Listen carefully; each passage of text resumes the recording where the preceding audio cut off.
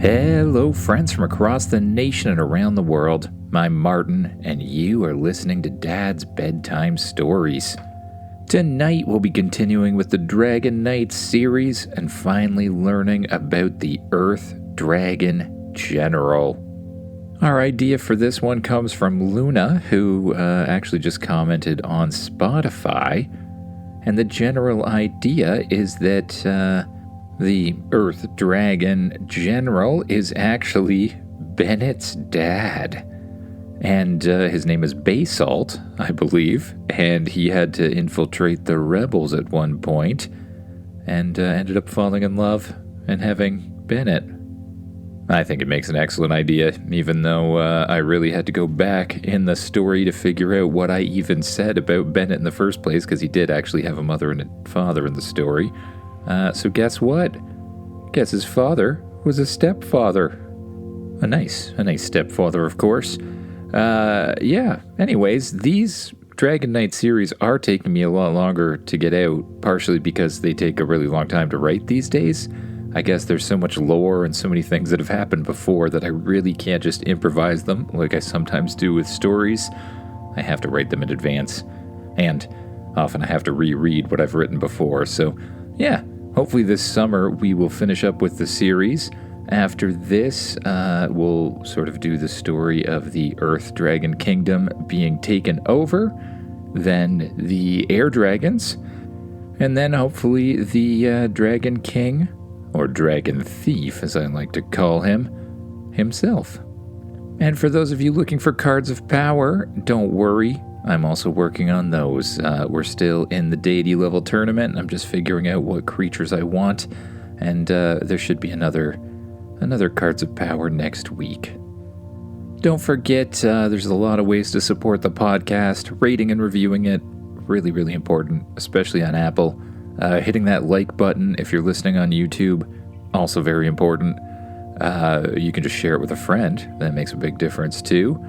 And if you want ad-free episodes, I keep that as cheap as possible for as little as $1 a month or $12 for an entire year on Patreon. But if you're not on Patreon, we'll leave a little space for a word from a sponsor.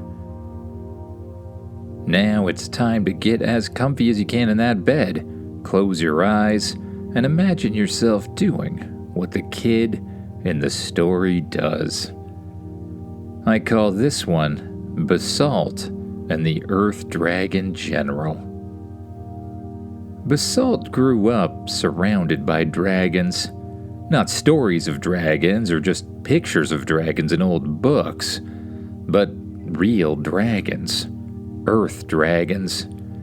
They lived in the mountains, in the valleys, in the deep stone halls beneath the earth, and in the wide-open training grounds where true dragon knights practiced their craft.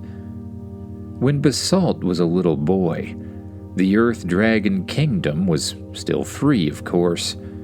Back then, the world was different. Dragons and humans worked together, not because one controlled the other, but because they'd chosen each other. A dragon would find its rider, and a rider would find their dragon, and the bond between them would become something more powerful than either one could be alone. Basalt's parents were dragon knights, real dragon knights. His father was bonded to a massive earth dragon named Obsidian, a dragon with scales like black mountain glass and eyes like polished silver. His mother was bonded to a smaller and quicker earth dragon named Slate, who could move through tunnels and caves as if the entire thing had been built just for her. Basalt grew up watching them train. He watched his father stomp one boot into the ground and send a line of stone pillars shooting up across a field. He watched his mother lift her hand and turn loose sand into solid rock. He watched earth dragons carve tunnels, raise walls, shape bridges, and build entire halls from the bones of the mountain. To Basalt, It was the most incredible thing in the world. And every night when he lay in bed, he imagined the day it would happen for him. The day he would feel the pull. The day an egg would call his name. The day a dragon would hatch, look up at him and say, "You are my rider." Everyone assumed it would happen. His parents assumed it. Other dragon knights assumed it. Even Basalt assumed it. After all, both his parents were dragon knights. He grew up among dragons. He knew more about Earth Dragon traditions than most grown-ups. He could name the different kinds of stone by touch. He knew where to dig for clay, where to find iron in the rocks, and how to hear the difference between a hollow wall and a solid one. Surely an egg would choose him. But none did. The first time he was brought to the egg chamber, he was still quite young. He walked past rows of Earth Dragon eggs, each one gray, brown, silver, black, or speckled like granite. He placed his hand near them, hoping to feel something. A warmth, a pull, a glow, anything. But the eggs remained silent. "That's all right," his mother told him gently. "Sometimes the bond takes time." His father placed a strong hand on his shoulder. "You don't choose the egg, son. The egg chooses you. And when the right one is ready, you'll know." Basalt nodded because that was what he was supposed to do. But inside, something twisted. Years passed. Other children were chosen, some younger than him. Basalt watched a girl from the lower caverns bond with a little earth dragon that immediately began eating pebbles from her hand. He watched a boy who barely knew anything about dragons place one hand on an egg and laugh as it cracked open with golden light. He watched knights celebrate, parents cheer, dragons roar, and new riders summon their armor for the first time. And still, no egg chose Basalt. At first, he told himself that it didn't matter. Then, he told others it didn't matter. Then, he told it so often that he almost believed it. Almost, but not quite. Because when he watched those other children flying on dragons, shaping the earth, summoning armor from the bond in their chest, something inside him burned. And it was not a good kind of fire. It was resentment. It was the feeling of being left outside a door that everyone else seemed to walk through easily. It was the feeling of being told that destiny had a plan, only to discover that perhaps destiny had forgotten him. His parents noticed, of course, as parents usually do. His mother tried to remind him that a person didn't need a dragon to matter. His father told him that strength came in many forms. Basalt wanted to believe them, but that was easy for them to say. They had dragons. They had power. They had armor that appeared when they needed it. They had stone and metal and sand answering their call. They had the respect of every person in the Earth Dragon Kingdom.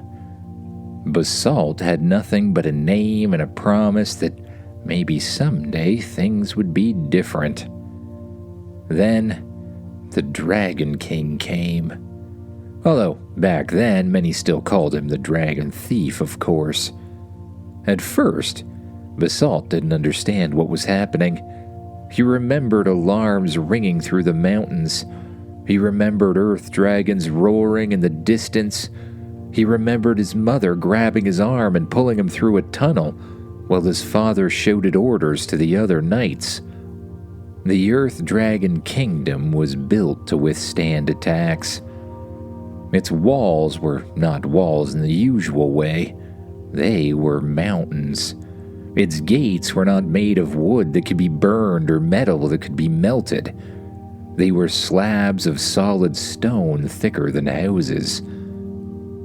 The Earth Dragon Knights knew every tunnel, every cave, every hidden passage.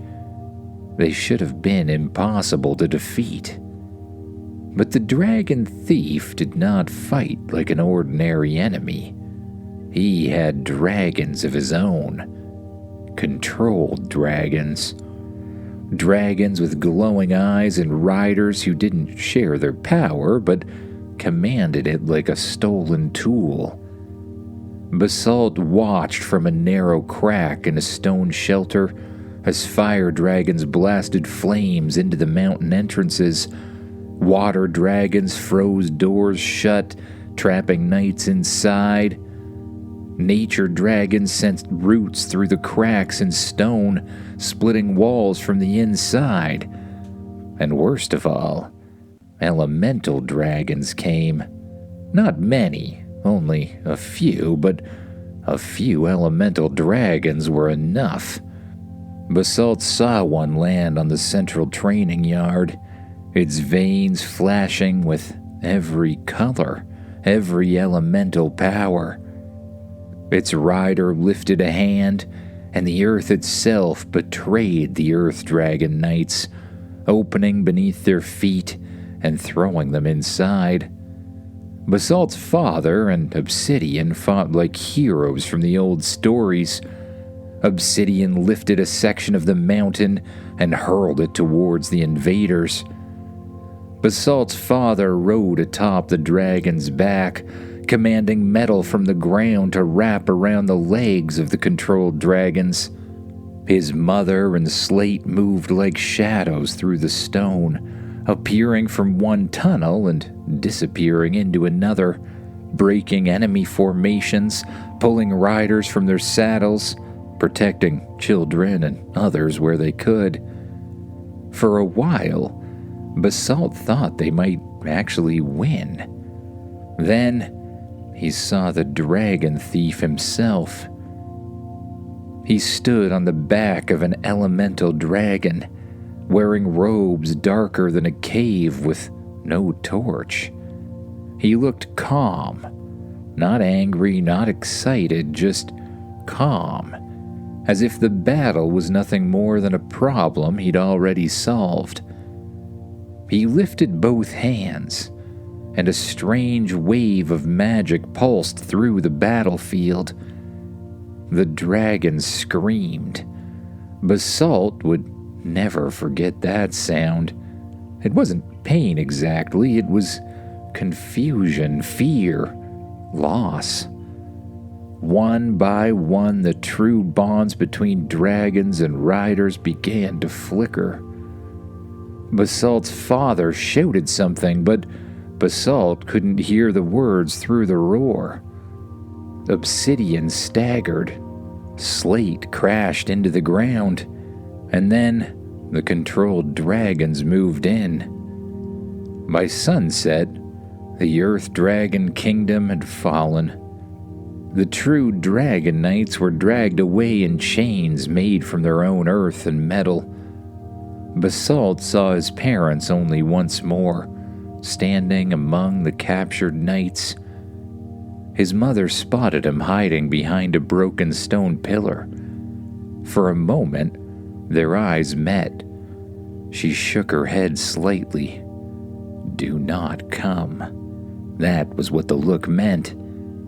His father saw him too. He didn't wave. He didn't call out. He simply looked at Basalt with pride and sadness, as if trying to say everything he couldn't say aloud. Then, they were taken away. Basalt was left behind. Maybe the soldiers thought he was too young to matter. Maybe they didn't realize who he was. Maybe in the chaos he simply slipped through the cracks. For 3 days he hid in the ruins of the Earth Dragon Kingdom. He ate what little food he could find, He slept in collapsed tunnels. He waited for his parents to come back. They did not. On the fourth day, the Dragon King found him. Basalt was sitting beside one of the old egg chambers. The eggs were gone now, taken, hidden. The Dragon King stepped into the chamber alone. "You are the son of dragon knights," he said. Basalt did not answer. "And yet, no dragon chose you." Basalt's hands curled into fists. "I know that feeling," the Dragon King continued. "To stand near power, to watch others receive it, to be told that you should be patient, that you should be grateful, that destiny has simply chosen differently." Basalt looked up then. The Dragon King smiled. It was not a kind smile, but it was an understanding one. "They told you that the egg would choose you one day, didn't they?" Basalt still said nothing. "But it never did." The words hit harder than they should have. The Dragon King stepped closer. "I can give you what they would not." Basalt frowned. "What?" "A dragon." Basalt's breath caught. The Dragon King turned and gestured toward the doorway. Outside, in the ruined training yard, stood an Earth Dragon. Its scales were dark gray, almost black, and its eyes glowed with the same strange yellow light Basalt had seen in the controlled dragons during the battle. "This dragon has no rider now," the Dragon King said. "No true rider anyways, but I can link it to you. Not in the old way. The old way was messy, unfair. It chooses one child and rejects another. But my way is better. My way allows power to go where it is deserved." Basalt stared at the dragon. He knew something was wrong with it. Of course he did. He'd seen free Earth dragons his entire life. They laughed, they grumbled, they argued, they teased their riders and knocked over training targets when they felt dramatic. This dragon stood silent, waiting, almost empty. But it was still a dragon, and Basalt wanted a dragon more than anything else he'd ever wanted. "My parents," he began. "Your parents fought for a broken system," the Dragon King said. "A system that left you behind." Basalt hated him for saying it. He hated him because it was cruel, and he hated him even more because some small angry part of him thought it might be true. The Dragon King extended a hand. "Come with me, Basalt. Serve me and you will never be powerless again." Basalt should have said no.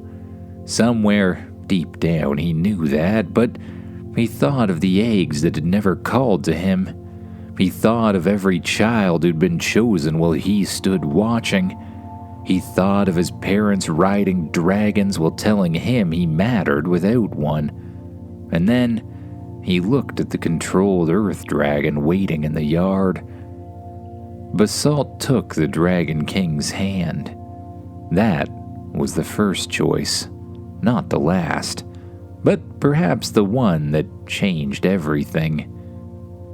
The Dragon King kept his promise, in a way. The link he gave Basalt was not like the true bond Basalt had always imagined. It didn't feel warm or natural or alive. It didn't feel like a second heartbeat in his chest. It felt more like holding chains.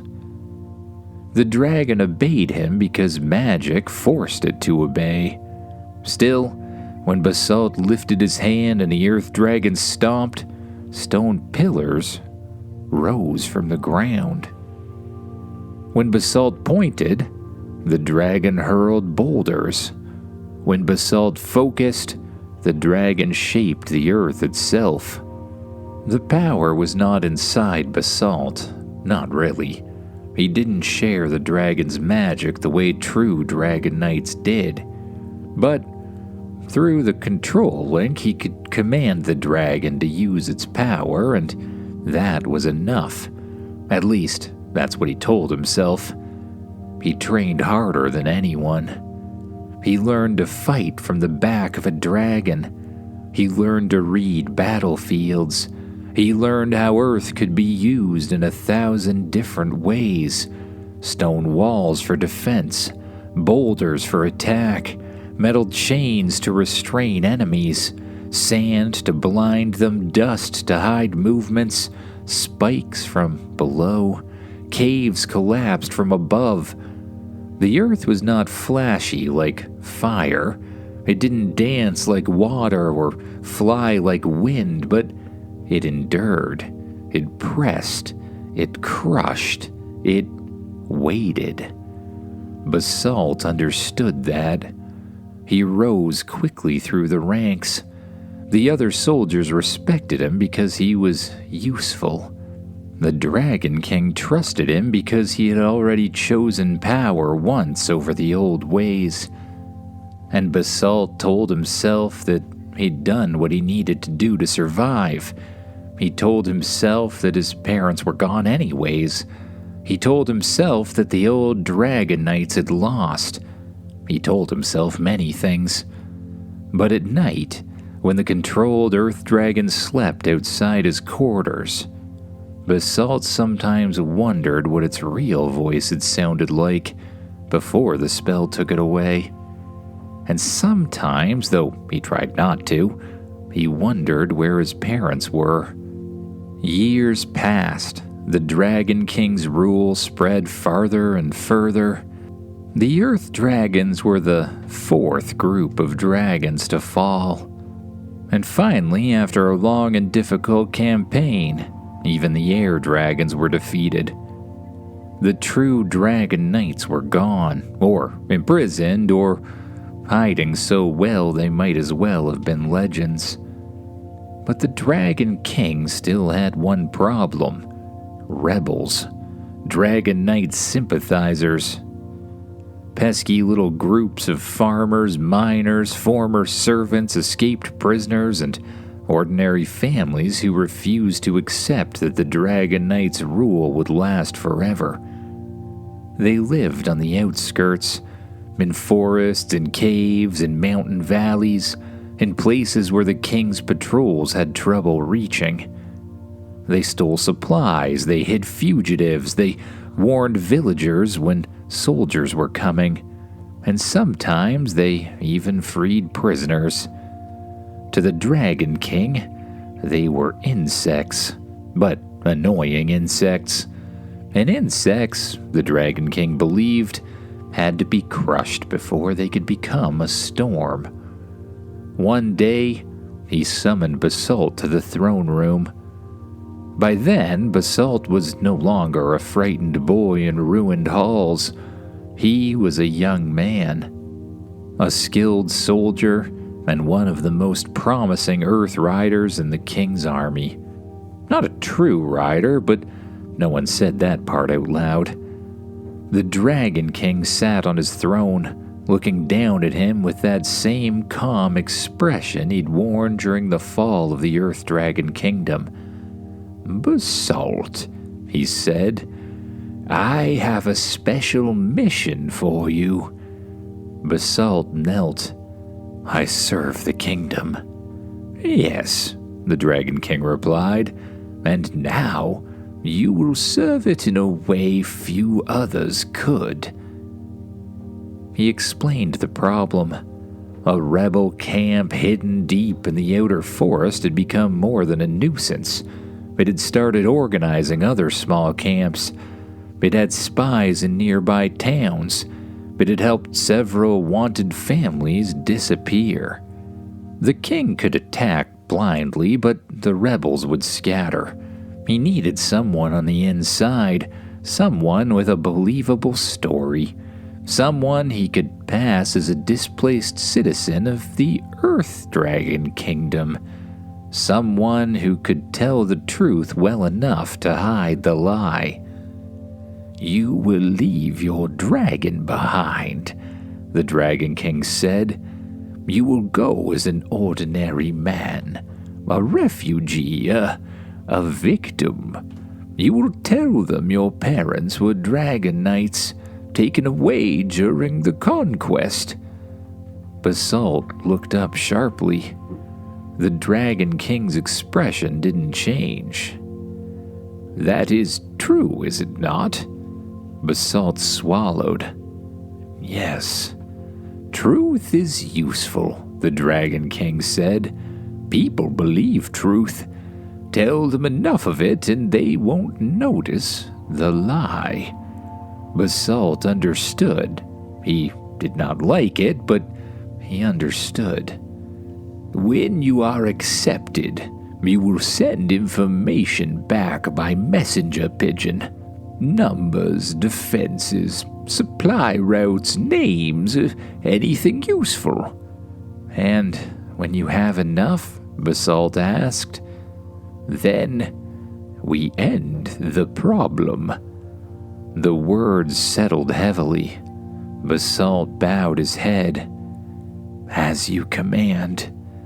A week later, Basalt walked alone into the forest without armor, without dragon, and without anything that made him look like one of the Dragon King's soldiers. For the first time in years, he looked powerless. He hated how familiar that felt. It took him 3 days to find the rebel camp, or rather, it took him 3 days for the rebel camp to find him.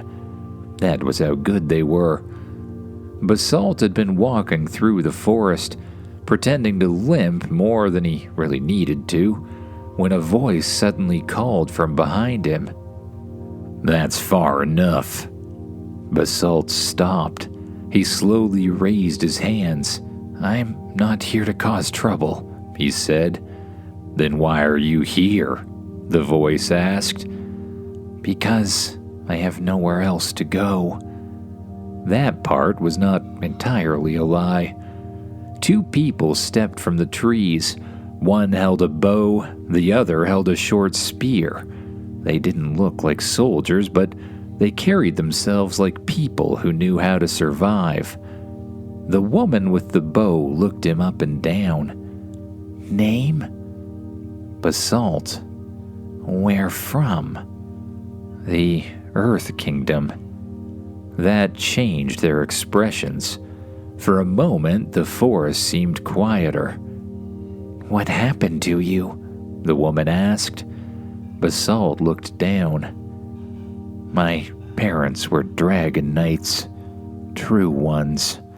When the Dragon King took the Earth Dragons, my parents were captured and taken away. I escaped. I've been trying to survive ever since."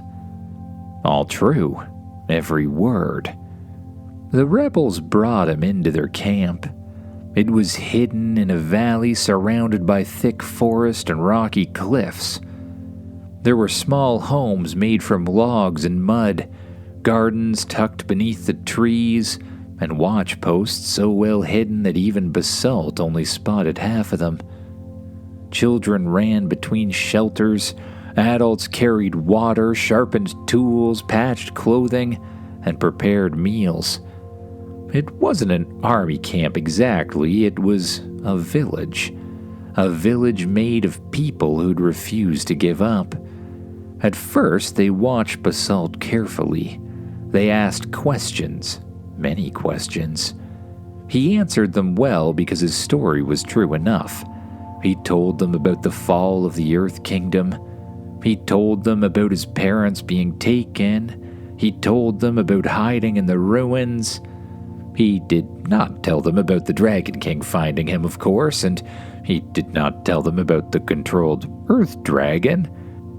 And he did not tell them that every few nights when the camp slept, he crept out beyond the trees and tied small notes to messenger pigeons hidden in a hollow stump. Numbers, guard rotations, paths through the forest, food stores, names. He told himself he was only doing what he had to do. He told himself these people were rebels, and rebels brought danger wherever they went. He told himself the Dragon King would crush them sooner or later anyways. But with each day he spent there, the words became harder and harder to believe. The rebels were not monsters. They were farmers whose crops had been taken, miners who fled the quarries, parents hiding children who had spoken too loudly against the king, old soldiers who still remembered the true dragon nights. And then there was Bennett's mother. Her name was Mira. Basalt met her by a stream while carrying 2 buckets of water back to camp. Or, to be more accurate, he tripped over a root while trying to look more tired than he was, dropped both buckets, and sent water spilling everywhere. Mira burst out laughing. Not politely, not quietly. She laughed like the whole forest had just told the world's funniest joke. Basalt sat in the mud, staring at the empty buckets. "I suppose that went well," he said. "It depends what you were trying to do," Mira replied. "If you were trying to water the path, you did beautifully." Basalt tried not to smile, but he failed. Mira helped him up, handed him one of the buckets, and walked with him back to the stream. She was clever, kind, and stubborn in the way that forest people often were. She knew which berries to eat, which mushrooms were, not poisonous, and exactly how to insult a person while making them feel better at the same time. At first, Basalt told himself that he should probably avoid her. Then, he told himself that getting close to someone in the camp might help his mission. Then he told himself he was only asking to sit beside her at dinner because she knew useful information. He told himself many things, but none of them were really true. The truth was, he loved her. He didn't mean to, he didn't plan to, but it happened. And for the first time since the fall of the Earth Dragon Kingdom, Basalt felt like he wasn't just surviving, he was living. The rebel camp accepted him more fully after that. Mira trusted him and others trusted Mira. That meant they trusted him too. Over time, he stopped feeling like an outsider pretending to belong and began to feel like a man who accidentally found a home. That made the messenger pigeon thing harder. Each note felt heavier than the last. Each piece of information seemed less like strategy and more like betrayal. But he kept sending them, because by then he was trapped. If he stopped, the Dragon King would know. If he confessed, the rebels would hate him. If he ran, soldiers would come anyways, so he stayed. And then Bennett was born. Basalt had thought he understood love when he met Mira, but he was wrong. The first time he held his son, something inside him changed. Not softly, not gently, it cracked, like stone under pressure. The baby was tiny and wrinkled and angry about being cold. He had Mira's eyes and Basalt's serious frown, which everyone found funny except Bennett himself, who seemed deeply offended by the entire world. "What should we call him?" Mira asked. Basalt looked down at the little boy in his arms. He'd spent most of his life chasing power, wanting a dragon, wanting respect, wanting to be chosen. But this child had chosen him without knowing anything about him, without caring what he'd done, without caring what he'd failed to become. "Bennett," Basalt said softly. Mira smiled. "Bennett." For a short time, life was wonderful. Danger still existed beyond the forest, of course. The Dragon King still ruled, patrols still searched, rebels still whispered about supply lines and safe routes, but inside that small hidden camp, Basalt had something he'd never expected to have: a family. He held Bennett while Mira slept. He fixed roofs. He carried water without spilling it most of the time. He taught some of the younger children how to tell the different kinds of stone apart. And each time he looked at his son, he felt the truth pressing harder against his chest. He couldn't keep doing this. He couldn't keep sending messages. He couldn't keep feeding the Dragon King information that might one day bring soldiers to Bennett's door. Then, the order came. The message arrived by pigeon just before dawn. Basalt opened the tiny scroll with shaking hands. The Dragon King had enough information. The camp would be attacked in 3 days. Earth dragons would seal the exits. Fire dragons would burn the shelters. Wind dragons would stop anyone from escaping through the trees. The rebels would be captured. Basalt read the message 3 times. Then he burned it. For the rest of the day, he moved like a man made of stone. He helped repair a fence. He carried wood. He smiled when Mira spoke. He held Bennett. But inside, the earth itself seemed to be splitting open beneath him. That night, when Bennett was asleep, Basalt told Mira the truth. Not all at once. He tried to begin gently. He failed. "I have something to tell you," he said. Mira looked at him, immediately knowing it was bad. "What is it?" Basalt took a long breath. "I wasn't a refugee when I came here." Mira didn't speak. "I was sent here." Still, she said nothing. The silence was worse than shouting. Basalt told her everything. He told her about the Dragon King finding him. He told her about the controlled Earth Dragon, about being linked to it. He told her about becoming a soldier. He told her about the pigeons. Mira's face changed with every sentence. Confusion, hurt, anger. By the time he finished, she looked at him like he was a stranger wearing the face of someone she loved. "You gave them our names?" she whispered. Basalt didn't answer, but that was an answer itself. "I was wrong," Basalt said. "I know I was wrong, but I can still save you. The Dragon King is coming 3 days from now. You need to leave tonight. You and Bennett." Mira's eyes narrowed.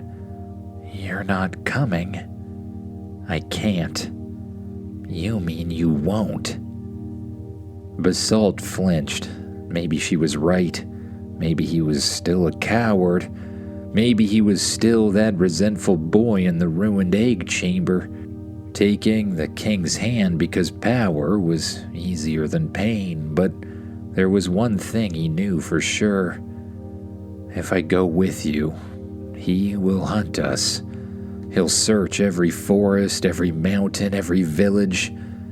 But if I return, if I tell him what he expects to hear, if I stay inside the army, I can keep him away from you." Mira shook her head. "You expect me to believe that?" "No," Basalt said. "I don't, but I need you to go anyways." He took a small stone from his pocket It was smooth and dark, polished by years of worry between his fingers. My father gave me this when I was young. Give it to Bennett when he's older, or throw it into a river if you'd rather. I don't deserve to ask anything of you." Mira stared at the stone for a moment. Then she took it. Before dawn, Mira left with their son. She didn't say goodbye. Basalt watched from the trees as she disappeared into the forest, carrying Bennett wrapped against her chest. Then he walked the other way, back to the Dragon King. The rebel camp fell 2 days later. Basalt made sure many of the people escaped. Not obviously, of course. Never obviously. The Dragon King considered the mission a success. The camp was destroyed, several rebel leaders were captured, supplies were seized, and Basalt, well, he was rewarded. Over time, he rose higher and higher in the army. Eventually, he became the Earth Dragon General. He had more soldiers under his command than he'd ever imagined. He had a powerful, controlled Earth Dragon, and he had the Dragon King's trust. He also had nightmares. He did many things he wasn't proud of. He crushed rebel supply lines, he broke mountain hideouts. But he kept his promise. He kept soldiers away from Mira and Bennett. Through spies, scouts, and carefully placed lies, Basalt watched from a distance. He learned that Mira had traveled far beyond the ordinary patrol routes. He learned that she'd eventually remarried a good man, a forest rebel who knew how to survive and who loved Bennett as his own. That hurt, but it also helped because, by all reports, the man was kind. Bennett grew strong. He learned the forest, he learned to hunt, to build fires, to read tracks, to survive. Basalt heard stories of him from time to time, and one day a very interesting story arrived. Bennett had found an Earth Dragon, a real one, a free one. He'd become a true Dragon Knight. For a long time after reading that report, Basalt couldn't move. His son had been chosen. The thing Basalt had wanted his entire childhood had come to Bennett. And to Basalt's surprise, he didn't feel resentment. He was happy for his son, but also worried. Because a true Dragon Knight wouldn't be able to hide forever. Not with the Dragon King searching. Not with strongholds being taken back and the fire dragons being freed and the water dragons rising up and that whole nature dragon thing he'd just heard about recently. And now, according to every report coming through Basalt's spy network, Bennett and the new Dragon Knights were coming for the Earth Kingdom stronghold. His stronghold. The place where controlled Earth Dragons waited in rows, their glowing eyes fixed ahead, their riders ready for war. Basalt stood at the highest balcony of the stronghold, looking out over the mountains. Everything was prepared. Everything was ready. Except Basalt. Because soon, his son would come. Bennett would come wearing true Dragon Earth armor, riding a dragon that had chosen him freely. And Basalt would have to decide what kind of man he really was.